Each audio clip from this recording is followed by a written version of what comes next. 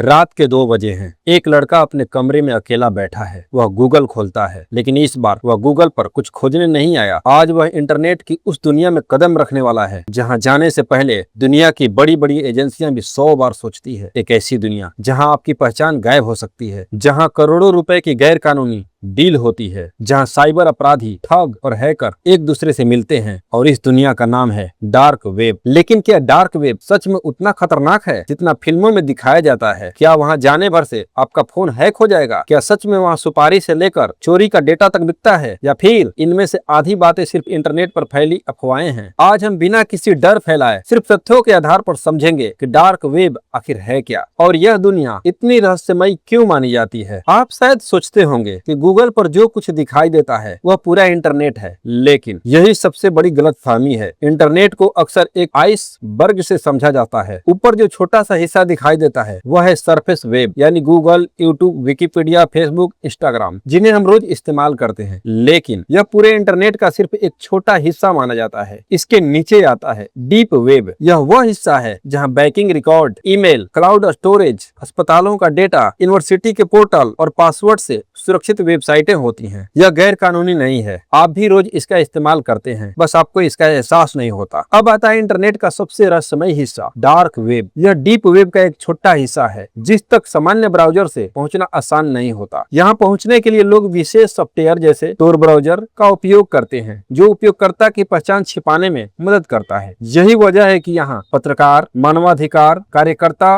और whistle blower भी आते हैं और इसी गुमनामी का फायदा उठाकर साइबर अपराधी भी सक्रिय हो जाते हैं। यानी डार्क वेब खुद अपराध नहीं है, लेकिन इसकी गुमनामी का इस्तेमाल अपराध के लिए किया जा सकता है। और यहीं से शुरू होती है एक ऐसी कहानी जहां तकनीक, आजादी और अपराध तीनों एक दूसरे से टकराते हैं। अब एक सवाल, अगर डार्क वेब इतनी खतरनाक जगह है तो इसे बनाया ही क्यों गया? क्या किसी हैकर ने बनाया था या किसी अपराधी ने? नहीं, इसकी शुरुआत की कहानी आपको हैरान कर दे, क्योंकि डार्क वेब के पीछे शुरुआती तकनीक विकसित करने में अमेरिकी नौसेना यूएस नेवी की भी भूमिका थी। जी हाँ, जिस तकनीक को आज की दुनिया के सबसे रहस्यमय इंटरनेट नेटवर्क में से एक माना जाता है, उसकी जड़ें सरकारी रिसर्च से जुड़ी थी। इसे समझने के लिए एक प्याज की कल्पना कीजिए। प्याज की तरह इस नेटवर्क में भी कई परतें होती हैं। इसी वजह से इसका नाम पड़ा दी ओनियन राउटर यानी टोर। जब आप सामान्य इंटरनेट चलाते हैं तो आपकी जानकारी सीधे वेबसाइट तक पहुंचती है, लेकिन टोर नेटवर्क में डेटा कई अलग अलग सर्वरों से होकर गुजरता है। हर चरण पर जानकारी का केवल एक छोटा हिस्सा ही सामने आता है, जिससे किसी भी बिंदु पर पूरी यात्रा का पता लगाना कठिन हो जाता है। यही कारण है कि टोर का इस्तेमाल कई लोग अपनी निजात, प्राइवेसी की सुरक्षा के लिए भी करते हैं। अब सोचिए, अगर कोई पत्रकार किसी तानाशाही देश में सरकार के खिलाफ सच उजागर करना चाहता हो, अगर कोई सामाजिक कार्यकर्ता अपनी पहचान छिपाकर लोगों तक जानकारी पहुंचाना चाहता हो, अगर कोई विसल ब्लोअर भ्रष्टाचार का खुलासा करना चाहता हो, तो क्या उसे अपनी पहचान सुरक्षित रखने का अधिकार नहीं होना चाहिए? इसीलिए दुनिया भर में कई पत्रकार, शोधकर्ता और मानवाधिकार संगठन भी टोर जैसे टूल का इस्तेमाल करते हैं। यानी वह व्यक्ति जो डार्क वेब या टोर का इस्तेमाल करता है अपराधी नहीं होता। साल 2011 दुनिया के ज्यादातर लोग फेसबुक, गूगल और यूट्यूब की दुनिया में व्यस्त थे, लेकिन इंटरनेट के एक अंधेरे कोने में एक ऐसी वेबसाइट जन्म ले चुकी थी जिसके बारे में आम लोग जानते तक नहीं थे। उस वेबसाइट का नाम था सिल्क रोड। पहली नजर में यह बिल्कुल अमेजन या फ्लिपकार्ट जैसी लगती थी। प्रोडक्ट की तस्वीर, रेटिंग, रिव्यू, सेलर प्रोफाइल, सब कुछ, लेकिन फर्क सिर्फ इतना था, यहाँ बिकने वाली चीजें वैध नहीं थी। लोग इस वेबसाइट पर गुमनाम तरीके से आते, कुछ भुगतान के लिए उस समय लोकप्रिय क्रिप्टो करेंसी का उपयोग करते और अपनी पहचान छिपाने की कोशिश करते। इसी वजह से दुनिया भर की कानून प्रवर्तन एजेंसियों के लिए ये एक बड़ी चुनौती बन गई। लेकिन हर कहानी में एक किरदार ऐसा होता है जो सोचता है मुझे कोई पकड़ नहीं सकता, और इस कहानी में वह व्यक्ति था रॉस उल्ब्रिcht, एक ऐसा युवा पढ़ा लिखा और बेहद बुद्धिमान इंसान। रॉस का मानना था कि सरकार को लोगों के हर फैसले में दखल नहीं देना चाहिए। उसके विचार व्यक्तिगत स्वतंत्रता की ओर झुके हुए थे। इसी सोच के साथ उसने सही से कहानी में खतरनाक मोड़ लिया। दुनिया की सबसे बड़ी जांच एजेंसियों में से एक FBI सिल्क रोड तक पहुंचने की कोशिश कर रही थी। महीनों नहीं, सालों तक जांच चली। तकनीकी सुराग, ऑनलाइन गतिविधियां और कई छोटी छोटी गलतियों को जोड़कर आखिरकार 2013 में रॉस उल्ब्रिcht को गिरफ्तार कर लिया गया। बाद में अमेरिकी अदालत ने उसे गंभीर अपराधों से जुड़े मामलों में दोषी ठहराया और लंबी सजा सुनाई। लेकिन क्या रॉस के पकड़े जाने से डार्क वेब खत्म हो गया? बिल्कुल नहीं, क्योंकि एक वेबसाइट बंद हुई तो उसकी जगह कई दूसरी वेबसाइटें आ गई। और यही समझ आता है, समस्या सिर्फ एक वेबसाइट नहीं, समस्या उस गुमनामी का दुरुपयोग था। कल्पना कीजिए, आप सुबह उठते हैं, मोबाइल खोलते हैं और देखते हैं आपके बैंक खाते से पैसे निकल चुके हैं। आपने कोई ओटीपी नहीं बताया, कोई लिंक नहीं खोला, फिर भी आपकी जानकारी किसी और के पास पहुंच गई। कैसे? यहीं से शुरू होती है डेटा लीक की कहानी। हर दिन दुनिया भर की कंपनियां लाखों करोड़ों